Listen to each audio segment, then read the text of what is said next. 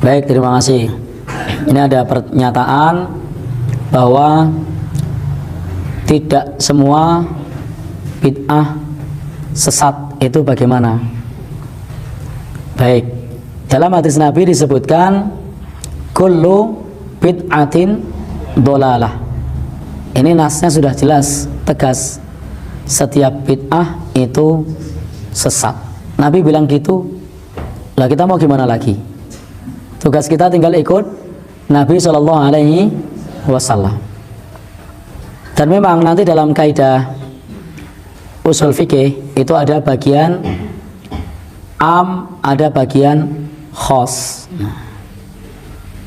Kalau menemukan dalil khos yang menyebutkan ada bid'ah yang tidak sesat, ya mana dalilnya? Kan tidak ada.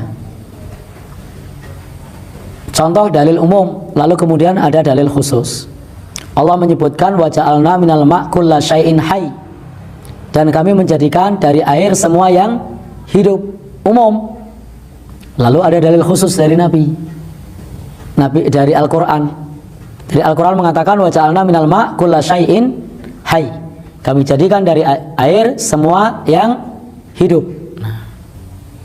Lalu Al-Qur'an menyebutkan manusia diciptakan dari tanah, kemudian jin diciptakan dari minaris samum, dari api, kemudian malaikat diciptakan dari cahaya. Maka yang Allah sebutkan itu namanya khusus. Maka yang Allah sebutkan ini dari cahaya itu khusus, malaikat dari cahaya, bukan dari air. Kemudian yang Allah sebutkan lagi apa tadi? Manusia diciptakan dari tanah, berarti manusia dari tanah. Kemudian disebutkan lagi jin dari api, jin dari api. Selain yang disebutkan, maka itu diciptakan dari air.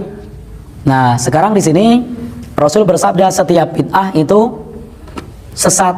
Nah, lalu mana dalil yang menyebutkan kalau ada bid'ah yang tidak sesat? Nah, kalau sarana prasarana itu tidak masuk bid'ah. Jadi sarana prasarana itu bukan bid'ah, karena bid'ah itu dibatasi dalam ranah ibadah. Maka sarana ibadah itu bukan bid'ah. Ya, itu bukan bid'ah. Sehingga bid'ah itu adalah dalam konteks ibadah. Apakah ada bid'ah hasanah? Ada. Yang bilang ada bid'ah hasanah siapa? Imam Syafi'i. Kata Imam Syafi'i, kalau ada dalilnya bid'ah hasanah, kalau tak ada dalilnya bid'ah dhalalah. Kata Imam Nawawi ada, kata Imam Izzuddin bin Abdul Salam ada, kata Imam Ibnu Hajar al-Asqalani ada. Jangan bilang kata Abdul Somad. Mereka melakukan bid'ah hasanah. Imam Ibnu Taimiyah, kata muridnya dalam kitab Manaqib Imam Ibnu Taimiyah, dia kalau selesai sholat subuh matanya melihat ke atas, baca Al-Fatihah sampai terbit matahari. Bismillahirrahmanirrahim. Alhamdulillahirabbil alamin. Arrahmanirrahim. Maliki yaumiddin. Iyyaka na'budu wa iyyaka nasta'in. Ihdinas shiratal, sampai terbit matahari. Sekarang terbit matahari syuruk. Mana jam syuruk? Syuruk 6.27. Berarti Imam Ibnu Taimiyah itu baca Al-Fatihah dari sholat subuh sampai 6.27. Bismillahirrahmanirrahim. Itu muridnya yang ngomong. Apa itu perbuatan itu? Bid'ah hasanah itu. Imam Ahmad bin Ambal sholat malam 300 rakaat. Imam Ahmad bin Ambal meninggal tahun 241. Sholat malam 300 rakaat. Mana pernah Nabi ngajarkan sholat malam 300 rakaat? Itu bid'ah hasanah. Bid'ah hasanah itu masih ada dasarnya, tapi tidak dibuat Nabi. Sholat malam ada dasarnya, tapi nambah sampai 300 rakaat tak ada, maka disebut bid'ah hasanah. Apakah ada contoh bid'ah hasanah pada masa Nabi SAW? Banyak contoh bid'ah hasanah pada masa beliau. Misalnya hadis riwayat Al-Bukhari dari Rifa'ah bin Rafi' Az-Zuraki. Rasulullah SAW sholat, ketika bangun dari ruku' ya menuju i'tidal, Rasulullah membaca zikir Sami Allahu liman hamidah. Lalu ada salah seorang sahabat berkata, Rabbana walakal hamdu hamdan katsiran thayyiban mubarakan fih. Mestinya kan yang dibaca Rabbana lakal hamdu mil'us samawati wa mil'ul ardi wa mil'u ma syi'ta min syai'im ba'du. Ini enggak dirubah sama dia, nyusun sendiri apa? Rabbana walakal hamdu hamdan katsiran thayyiban mubarakan fih. Selesai sholat, Rasulullah tanya, manil mutakallim? Siapa tadi yang baca zikir baru bikinan sendiri? Ana ya Rasulullah, saya katanya. Apa kata beliau? Respon beliau. Kata beliau, ra'aitu bid'an wa thalathina malakan. Yabtadirunaha ayyuhum yaktubuha awal. Aku melihat 30 malaikat lebih yang memperebutkan kalimat itu. Siapa yang pertama kali mencatat pahalanya?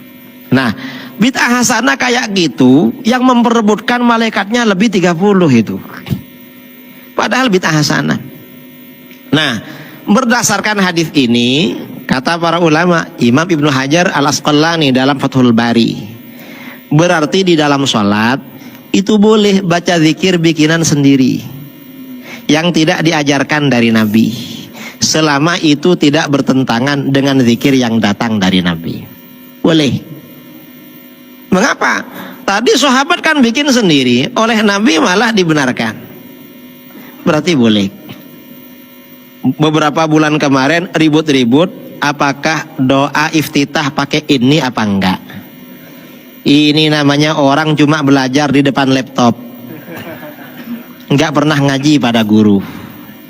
Itu ngaji itu jangan pakai laptop terus, apalagi yang di-download gak jelas siapa yang nulis itu. Ada kemarin mempersoalkan baca ini wajah tuh, kok di Al-Quran ada ini wajah tuh, ada ininya. Sebagian riwayat ada yang pakai ini, ada yang nggak pakai. Terserah itu, suka-suka aja. Yang pakai ya sunnah, nggak pakai ya juga gak apa-apa. Ini mempersoalkan. Ini sahabat ini bukan cuma ini yang dibikin, satu baris malah bikin semua, nggak apa-apa. Oleh Rasulullah gak ditegur, apalagi cuma ini. Ini yang pertama ya. Yang kedua, berdasarkan hadis ini kata para ulama, boleh mengeraskan bacaan zikir dalam sholat asal nggak mengganggu jamaah sebelahnya. Mengeraskan itu artinya apa? Jamaah sebelahnya sampai dengar tuh gak apa-apa. Misalnya karena was-was, ya, baca tahiyat, at-tahiyatul mubarakatus shalawatut thayyibatu lillah, gak apa-apa, tetangganya dengar. Cuma yang sunnah memang israr, yang sunnah itu lirih, cukup didengar sendiri. Seandainya keras gak apa-apa, asal gak mengganggu. Yang mengganggu bagaimana? Kalau sampai teriak-teriak at-tahiyatul, lah kalau begitu mengganggu namanya itu. Karena terkejut, imamnya terkejut juga itu, dikira demo itu. Itu namanya tashwish. Ya kalau cuma nyaring dikit-dikit gak apa-apa itu, gak apa-apa. Ini namanya bid'ah hasanah pada masa Rasulullah SAW. Banyak sebenarnya dalil-dalil bid'ah hasanah. Biasanya kalau disampaikan sama Wahabi nanti jawab, itu kan bikin yang baru ketika Rasulullah masih ada. Kalau Rasulullah sudah wafat gak boleh bikin yang baru. Nanti Wahabi kita tanya, yang bilang begitu siapa? Kamu apa Rasulullah? Saya katanya. Ya berarti kamu yang bikin ajaran sendiri. Rasulullah gak bilang begitu. Coba setelah Rasulullah wafat gak boleh bikin yang baru, Rasulullah pasti mengingatkan, awas ya, nanti kalau saya sudah gak ada jangan bikin lagi. Karena gak boleh. Rasulullah gak pernah bilang begitu. Malah Rasulullah memberikan kaidah, man sanna fil Islam sunnatan hasanatan. Siapa yang memulai dalam Islam sunnah yang baik, perbuatan yang baik.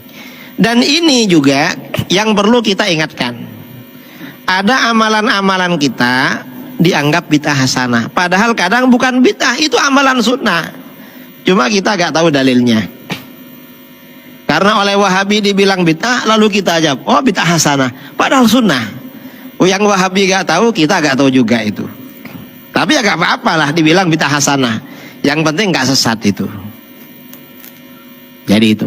Dalam semua hal, dalam segala hal, dalam bidang apapun, ketika Anda ingin menilai sesuatu, maka pahami dulu maksudnya. Jangan-jangan Anda komentari tapi Anda tidak mengerti arahnya. Baik. Sekarang apa itu bid'ah? Kita bagi dulu pada dua bagian. Pertama secara bahasa dan istilah. Ini penting karena istilah ini memberikan batas. Mau dibatasi apa pengertian bid'ah ini? Apakah dalam pengertian urusan dunia atau dalam pengertian urusan agama? Kalau Anda ingin memahami bid'ah dalam urusan pengertian dunia, maka kalimatnya bisa netral. Tapi kalau Anda memahami urusan bid'ah dalam pengertian agama, maka ia boleh jadi memiliki pengertian yang tidak sama dengan paham sebelumnya. Mengerti sampai sini? Awas, awas ya. Nanti dalam agama pun akan dibagi lagi. Nanti kita akan masuk pada turunan. Sunnah misalnya. Nanti dalam turunan pengertian agama, sunnah bisa beda-beda lagi. Apakah sunnah dalam istilah fiqih? Apakah sunnah dalam istilah usul fiqih? Ataukah sunnah dalam istilah ilmu hadis? Anda akan temukan perbedaan lain antara sunnah di usul fiqih dengan sunnah dalam fiqih. Beda antara sunnah pengertian di fiqih dengan sunnah dalam ilmu hadis. Tapi kita kembalikan dulu ke sini, jika disebutkan bid'ah dalam pengertian istilah syariat agama, maka yang dimaksudkan itu bukan seperti yang tadi dijelaskan.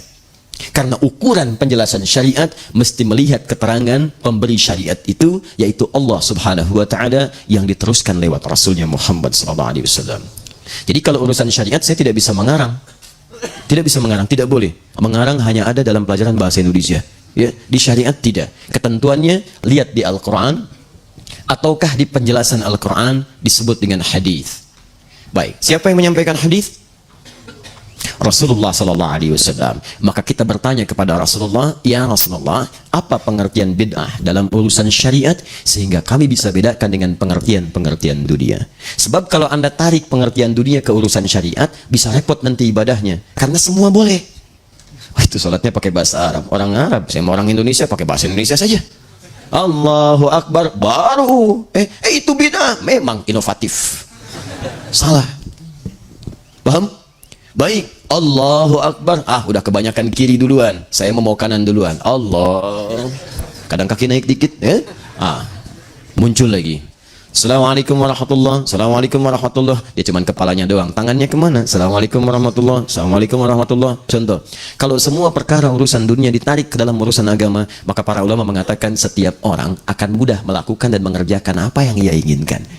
Maka tidak teraturlah urusan agama itu kemudian. Jelas di sini? Baik, turunkan ke sini. Kita akan bahas tentang turunan ini dengan menurunkan ayat-ayatnya. Boleh saya hapus dulu? Alhamdulillah. Baik ya. Baik, silakan Pak. Jazakumullah khair. Boleh Pak. Masya Allah. Sebentar Pak. Ini teman-teman, materi ini penting. Saking pentingnya, polisi aja susah ngapusnya tuh. Ya. Jazakumullah. Silakan Pak. Masya Allah. Apa saya bilang? Iya Pak, lebih mudah nangkap penjahat dibandingkan ngapus Pak. Jazakallah. Baik, baik sampai sini aja Pak, cukup biar saya di sini dulu. Bapak, Masya Allah, jazakumullah khair. Semoga muliakan Pak Suhaidi. Baik, nanti kita ke Mekah Pak ya, sama-sama tanggal 24 Desember dan kita di depan Ka'bah memohon kepada Allah dengan insya Allah saudara kita Muhammad Zuhri. Dan kami sampaikan insya Allah dengan juga saudara-saudarinya, saya ingin mengajak keluarganya karena saya dengar ayah ibunya juga sudah meninggal dunia, maka kami gantikan dari ayah ibu itu. Mulanya kami ingin mencoba membantu untuk juga, bukan membantu sebetulnya, hanya Allah titipkan, kemudian kita hadirkan sifat berbagi untuk merenovasi rumah, tapi ternyata Alhamdulillah TNI sudah bergerak, yang lain bergerak, maka saya kira kami alihkan nanti insya Allah mengundang saudara Muhammad Zuhri dengan seluruh saudaranya, ada 4 orang, kita bersama-sama menunaikan umrah insya Allah. Baik. Cukup Pak, sampai di situ dulu. Baik ya? Nah, sekarang kita akan tanyakan pengertian bid'ah menurut syariat. Yuk, 1. Hadis. Kita ambil yang paling sahih saja supaya mudah dipahami. Pertama Al-Bukhari. Kemudian hadis Muslim. 2 ini saja, nomor hadis 6259, nomor hadis 1718. Asar lebih 2 jam 3 menit. Asalkan 15.13 ya, ini 17.18. Kemudian di hadis Muslim juga ini yang disebutkan bid'ah langsung, nomor hadis 867. Ya. Fokus. Saya akan mulai dari yang ini dulu. Setelah itu baru nanti saya turunkan ayat-ayatnya. Saya mulai dari sini karena di sini kalimat bid'ah langsung disebutkan. Baru kemudian kita ke sini, ini sama substansi hadisnya, bahkan kalimatnya tidak ada bedanya. Baik, saya mulai dari sini. Ini sering dikutip kalimatnya oleh para khatib khususnya di hari Jumat.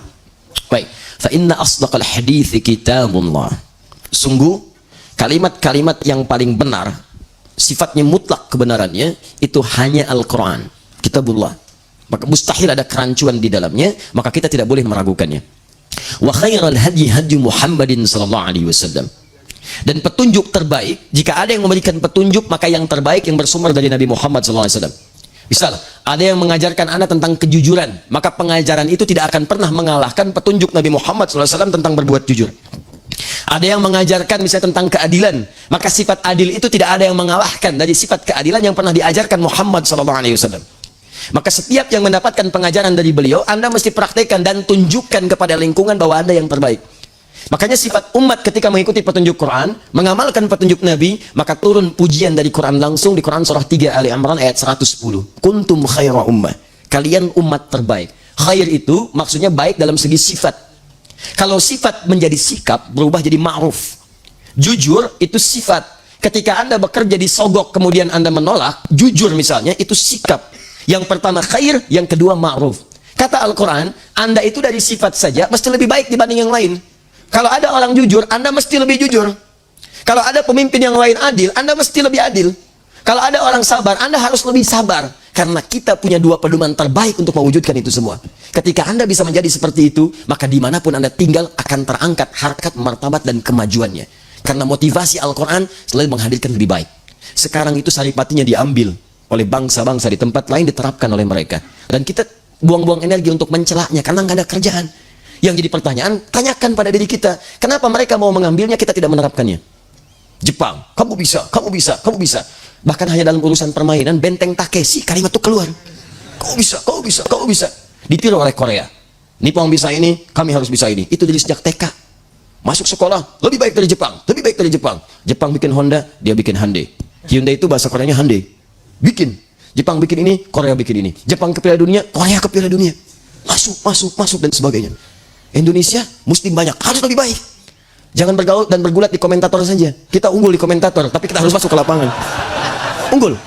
Ya, Kang banyak itu umpan sedekah, umpan 378. Wah, wah, luar biasa. Tendangan berkelok, tendangan melewati samudra. Waduh, masya Allah. Santri, baby shark, lalalala, macam-macam lah pokoknya. Komentatornya hebat, FIFA aja kalah. Nggak bisa menerangkan, tapi kita harus masuk ke dalamnya. Karena bakat kita itu banyak.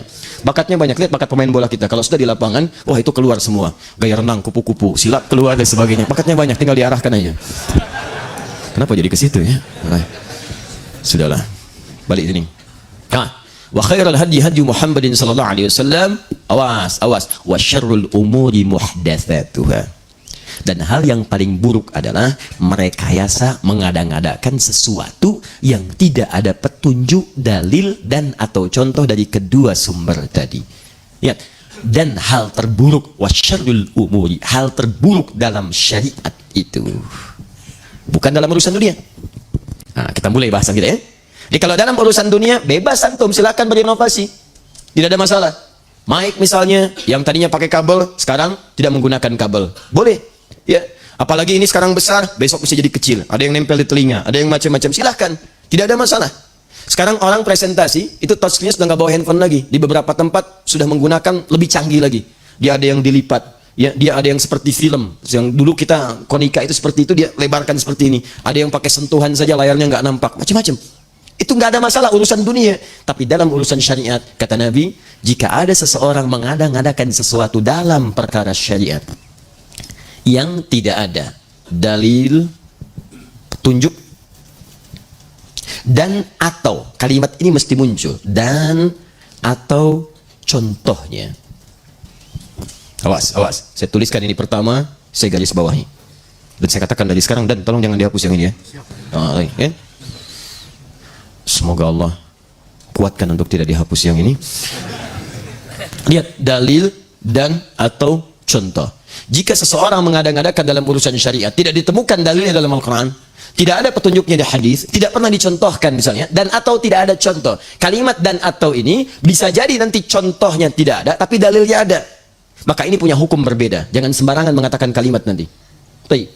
Sekarang teruskan. Wa syarrul umuri muhdatsatuha. Awas, wa kullu bid'atin dhalalah. Muncullah kalimat bid'ah.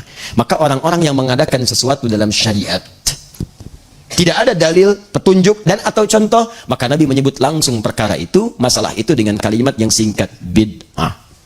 Ini bid'atun. Wa kullu bid'atin dhalalah. Dan setiap yang bid'ah dalam urusan syariat itu berpotensi menghadirkan kesesatan, sesat. Ini poinnya. Paham sampai sini? Halo? Paham? Baik. Jadi kalau kita kemudian ingin pahami apa itu bid'ah dalam pengertian syariat, maka Nabi memberikan definisi. Kata beliau, segala hal yang diada-adakan dalam urusan syariat ditarik dalam nuansa syariat, padahal tidak ada dalil, tidak ada petunjuk dan atau contoh sebelumnya. Mengerti sampai sini? Baik. Kalau dipahami, maka lihat konsekuensinya. Pertama, kullu bid'atin dhalalah. Setiap yang diada-adakan bisa tersesat. Dhalalah itu bisa untuk pribadi, bisa untuk orang lain. Jadi kalau ada orang berkreasi dalam urusan syariat, berinovasi dalam urusan syariat, dia bisa tersesat, orang lain bisa ikutan sesat. Itu yang bahaya. Awas, hati-hati, itu yang sangat berbahaya. Dan yang kedua, setiap amal yang ia kerjakan dari hasil inovasi itu, maka langsung oleh Nabi diberikan penjelasan detil tanpa penafsiran. Hadis riwayat Al-Bukhari, nomor hadis 6259, hadis Muslim, nomor hadis 1718. Perhatikan, man ahdatha fi amrina hadza ma laysa minhu fahuwa raddun. Maka siapa yang berkreasi, berinovasi, menghadirkan sesuatu yang tidak ada kaitan dengan urusan syariat kami, fahuwa raddun, maka dia tertolak. Raddun bermakna mardud. Ditolak. Ditolak. Baik, tolak sudah, nggak ada hubungan. Tolak. Pisah. Sesuatu yang ditolak terpisah. Bahkan kalimatnya raddun.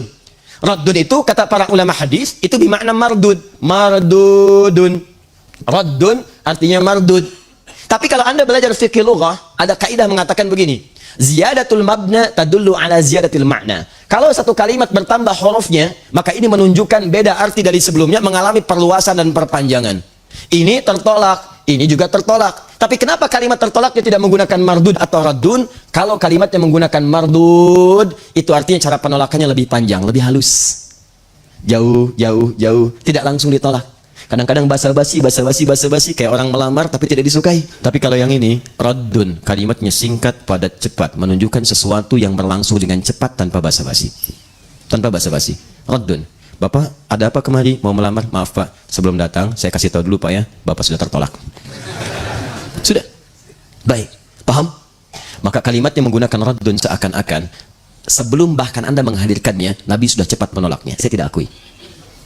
Ingat, kalimatnya bukan menggunakan mardun, tapi raddun, fahuwa raddun. Maka kalau ada yang berinovasi dalam urusan syariat, saya tidak akan basa-basi, kata Nabi. Kamu tertolak. Bahkan ketika dia hadir saat di akhirat nanti, hadisnya sahih. Terlihat seperti orang yang mengikuti Nabi, tapi begitu dekat-dekat kepada Nabi, tiba-tiba Nabi mengusirnya. Dan Nabi tidak pernah mengusir manusia dalam urusan kehidupan di muka bumi tanpa syariat yang dibenarkan oleh Allah Subhanahu wa taala.